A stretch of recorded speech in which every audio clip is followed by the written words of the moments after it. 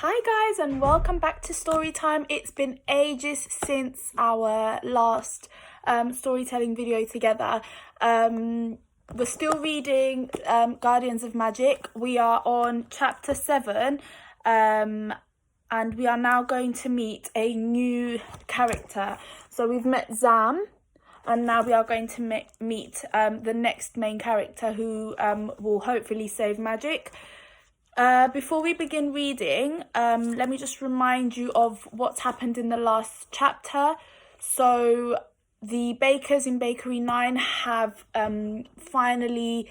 So the day has finally arrived where they were celebrating the Duchess's birthday, and unfortunately during the big celebration, a big fire began, and guess who got blamed? Bakery number 9. And right at the end of the chapter, it's revealed that actually it's the mice, the rats, that were responsible for the fire, and they just wanted Zam to get the blame. And the rats are threatening Zam and saying, give us the spoon. And then it ends off with saying, out of nowhere, an expertly aimed hoof knocked the rat off his feet, buying Zam precious seconds. Langdale's voice sounded in his ear, run, Zam, run. So his friend Langdale has saved Zam and has given him time to escape. And that's where the chapter ends. And now chapter 7 is called The Cello. Okay, so let's begin and see what happens here.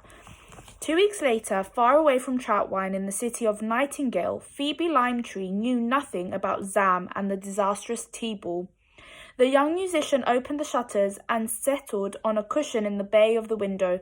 High above the clouds rolled across the sky. Spotting them, Phoebe made a wish, to play my own music just once to an audience, she said. Cloud horse, far from view, make this wish of mine come true. On fine sunny evenings like this one, Phoebe liked to listen to the sounds of the city. Below her window, there was a rising shimmer as the musicians of the string district began to tune their instruments. Phoebe sat back and closed her eyes, letting the music of Nightingale wash over her. She had lodged at Fairweather House for a couple of years now, ever since she'd arrived to train to be a musician. Her landlady, Madame Arpeggio, had been very kind, but on summer evenings like these, Phoebe couldn't help feeling just a little homesick for Spindle Falls. It was a small town, famous for the beautiful soft gruff wool that was spun there.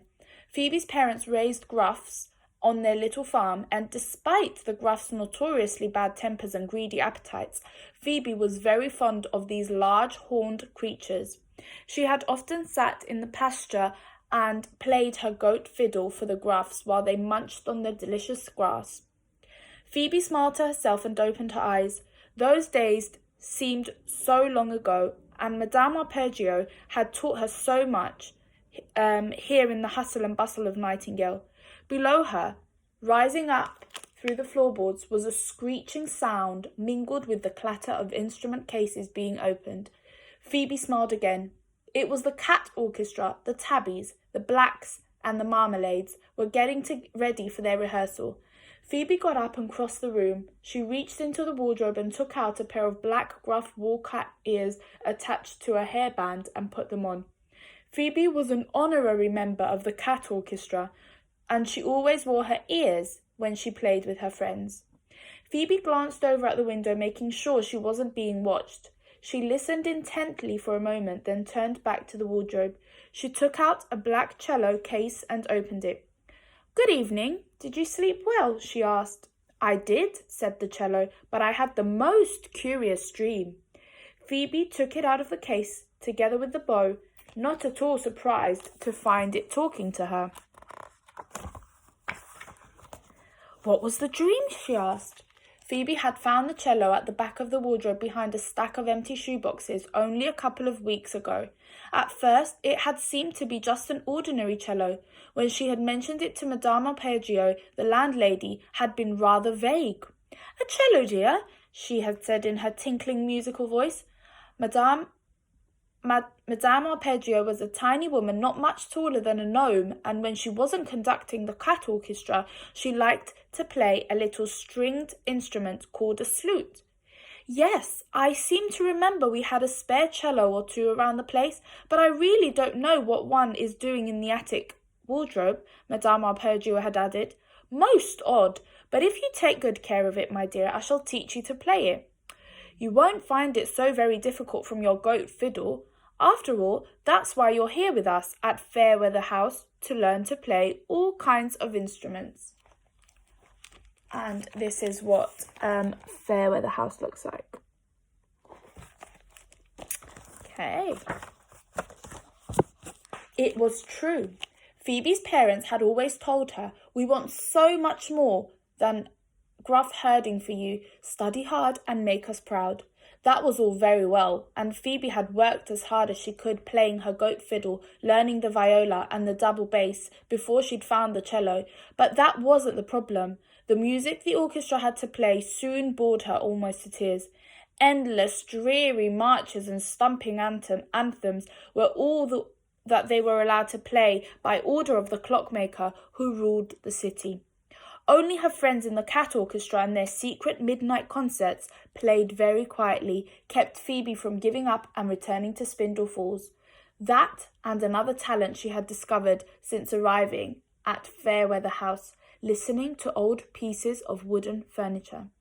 She just had to run her fingers lightly over the carved headboard of her little trestle bed to hear it give a soft woody sigh. Her chest of drawers chuckled dustily, and the wardrobe murmured very quietly something Phoebe could never quite catch. Their voices were faint. This is Madame Arpeggio, and this is Phoebe. Their voices were faint and wistful, slowly fading beneath the dark varnish along with their memories of the magical great wood they came from. But Phoebe loved them. Then, after just a couple of lessons with Madame Arpeggio, the cello too had begun to speak to Phoebe, shyly at first, and only ever when they were alone. But little by little they'd become friends. This was powerful tree magic. Phoebe knew that much, and she knew, also, to keep quiet about it. The townsfolk of Nightingale had learned that tree magic could get you into trouble with the clockmaker and his tin men, and no one wanted that. "I dreamed about rats causing mischief in trout wine," said the cello. "That was a curious dream," Phoebe agreed, picking up the bow. She began to comfort the cello by playing a series of soothing chords. "Thank you," it said, "but that's not all. I dreamed of a piper, an old man with sad eyes and patchwork clothes who has lost his flute and doesn't know how to find it. He sits alone in a high tower and his friends no longer visit him." Phoebe played some more. From the outside there was a soft whirring sound.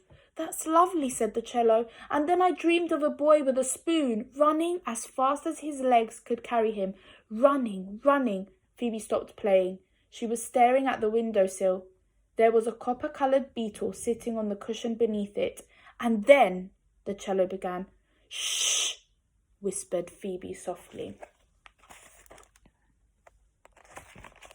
And I think that is the end. Yep, and this is Phoebe playing the cello with her little cat ears. Okay, really, really interesting 7th chapter. Well, first chapter of this sort of section of the book. So somehow the author has managed to join Zam's story and Phoebe's story together. So we've met Zam's magic spoon, now we've met the magic cello, and we realise that they're made from the same tree. And we've also met the two enemies, so we've met the rats, and we've also met we've heard of the clockmaker who rules over Nightingale, which is where Phoebe lives. Tomorrow we will read chapter 8, and that is called The Telltale Beetle. So it continues on, and it tells us a little bit about the beetle that was referred to at the very, very end. Thank you for watching. Thank you for listening and watching to chapter 7, and I shall see you all tomorrow. Have a lovely evening. Bye.